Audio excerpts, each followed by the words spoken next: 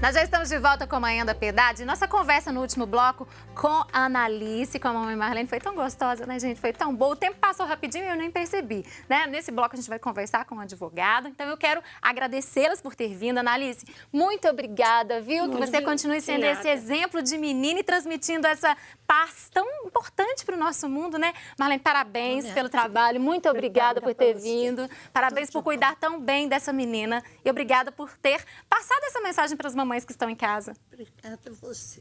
Vamos com Deus, viu? Deus abençoe a todos. Amém. Nosso abraço a toda a família lá. Bom, e agora? O nosso tema também é dedicado às pessoas, né, que têm algum tipo de deficiência. Toda quinta-feira você sabe que aqui no programa nós temos um espaço para saber algo sobre a legislação brasileira. E hoje nós vamos saber um pouco mais sobre direitos da pessoa com deficiência, com o professor Felipe de Filippo, do curso de Direito da PUC Minas. Ele está aqui conosco nesta manhã. Professor, bom dia, bem-vindo ao nosso programa. Bom dia, eu que agradeço, é uma honra muito grande estar aqui com vocês. Professor, quando a gente fala em direitos, né, dessas pessoas que têm algum tipo de deficiência, surgem muitas dúvidas.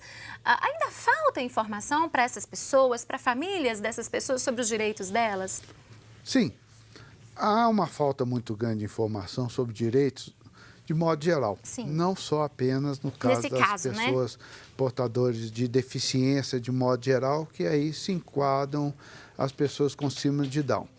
Mas, felizmente, hoje, várias associações que estão se organizando, estão divulgando mais os direitos dessas pessoas, e essas pessoas estão podendo exigir mais esses direitos. E também a gente tem observado o próprio poder público desenvolver uma consciência e temos visto políticas públicas que já procuram assegurar muitos desses direitos, mesmo com as suas dificuldades aí operacionais, orçamentárias, mas a gente vê uma mudança muito grande de visão da sociedade. Sim. Tanto daquelas pessoas que podem se beneficiar, como também do próprio poder público. Agora, nós temos também o Estatuto da Pessoa com Deficiência, né, professor? Sim. Quais são os principais pontos deste estatuto aí que as pessoas devem, né, ter consciência e ter conhecimento? Bom, esse estatuto é muito amplo, né?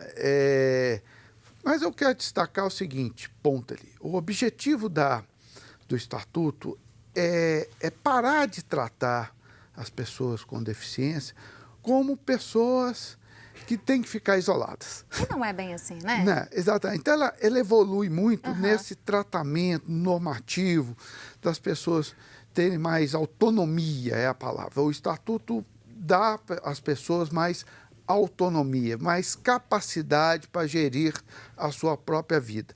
O que era visto de forma muito restritiva na legislação anterior. Então, esse é um grande ponto. Então, facilita, eu acho que com essa autonomia, a inclusão dessas pessoas no convívio e na vida social.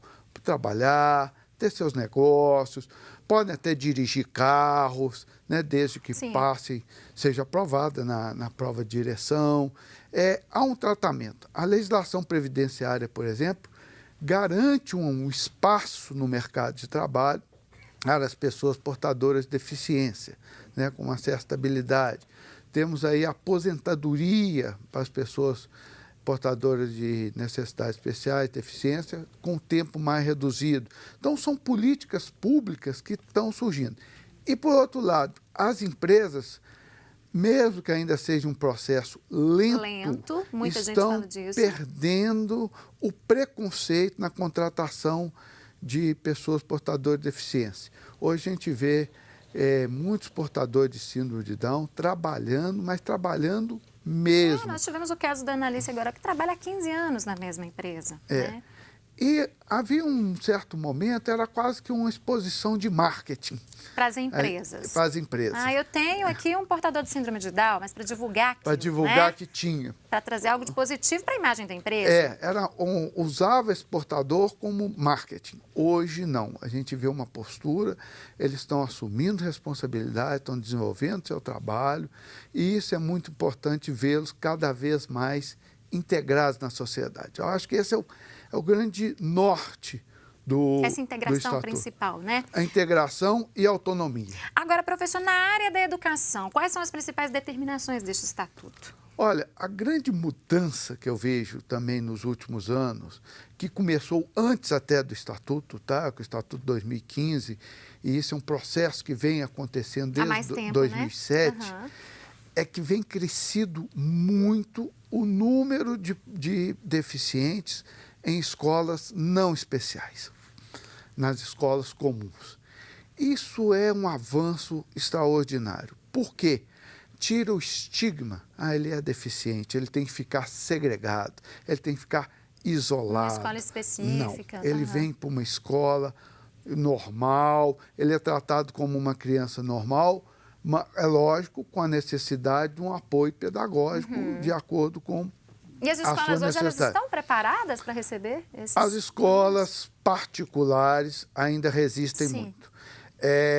As escolas particulares resistem muito. Foram ao Supremo Tribunal Federal contra alguns dispositivos da lei que não permitia cobrar por esse apoio pedagógico que tem que ser dado, né? Então, isso gerou um confronto, um conflito jurídico, e o Supremo Tribunal Federal foi taxativo numa decisão de extrema importância ao dizer que, não pode cobrar e vocês têm que assumir essa responsabilidade.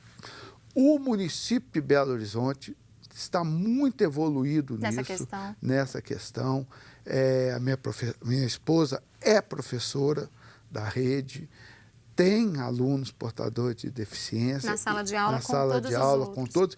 E eles têm um suporte de uma monitora. Apoio pedagógico. Apoio pedagógico. Então, por exemplo, tem um aluno dela que tem paralisia cerebral, tem dificuldade de coordenação, então ele tem um trabalho especial, vai desenvolvendo.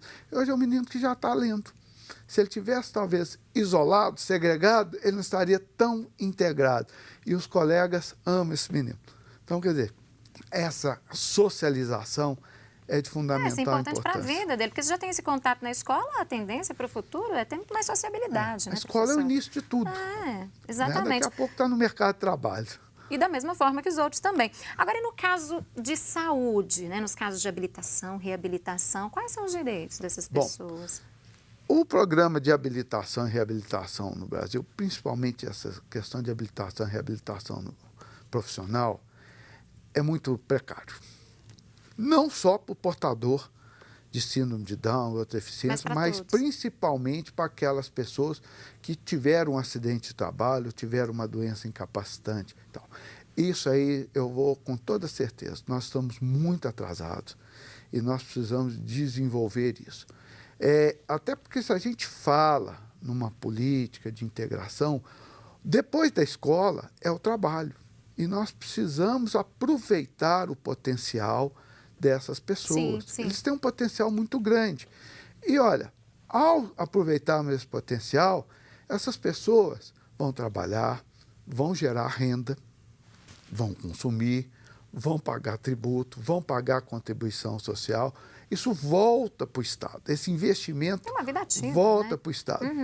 Além de que já é também constatado, quanto mais ativas essas pessoas, menos doentes eles ficam, menos ocupam a rede de saúde pública. Então, nós precisamos evoluir muito nisso, sair desse atraso.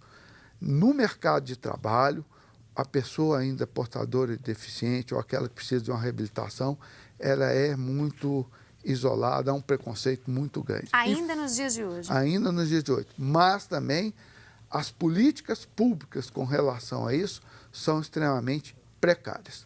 Evoluímos na educação infantil, fundamental, mas no que diz respeito ao mercado de trabalho, ainda somos muito Estamos atrasados, né? Muito atrasados. Agora, esses direitos todos que são garantidos aí a essas pessoas, eles realmente são de fato garantidos na prática? Há uma fiscalização? Não se consegue fiscalizar tudo isso de uma maneira eficiente, tá?